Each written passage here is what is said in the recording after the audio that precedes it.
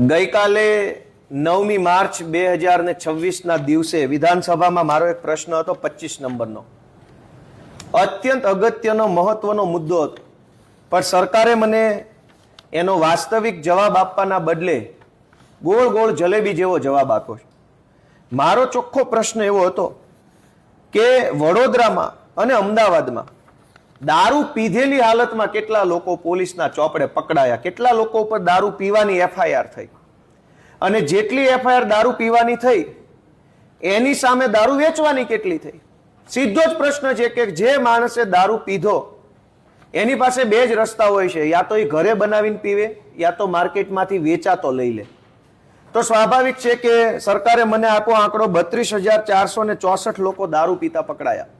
હવે આ 32,464 વ્યક્તિઓએ કોઈ જગ્યાએથી દારૂ વેચાતો લીધો, એ બોટલ ખરીદી કે પોટલી ખરીદી, તો સામે 32,464 વેચનારા કેમ નથી પકડાતા?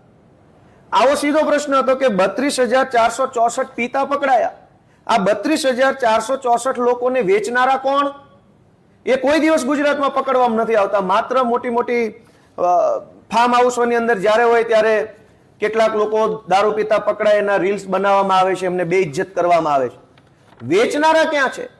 જેટલા પીનારા એટલા વેચનારા તો હોવાના જ, કેમ કે દરેક માણસ ક્યાંકથી દારૂ ખરીદે છે તો જ એ પીવે છે.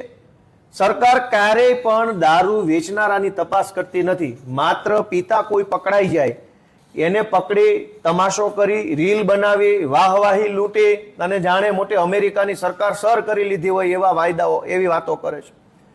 મારા પ્રશ્નનો વિધાનસભામાં એ જવાબ આપવા તૈયાર નથી કે 32,465 લોકોએ દારૂ ક્યાંથી ખરીદ્યો, ક્યાંથી એને માલ લીધો, કોની પાસેથી લીધો, કેટલા વાગ્યે લીધો, એની તપાસ કરી 34,465 વેચનારા, 34,465 પીનારા, એમ 60,000 લોકો પર એફઆઈઆર થાય તો કાર્યવાહી સાચી ગણાય. આનો અર્થ એવો બતાવે છે કે વેચનારા લોકોના હપ્તાઓ ખૂબ ઊંચે સુધી પહોંચી રહ્યા છે અને પીનારાઓને ફાંસીની સજા થઈ રહી છે. એટલે આ બાબતે સરકારનું અમે ધ્યાન દોરીએ છીએ કે જેટલા લોકો ઉપર કેસ કરો છો કાયદા પ્રમાણે વ્યવસ્થિત કરવા જોઈએ.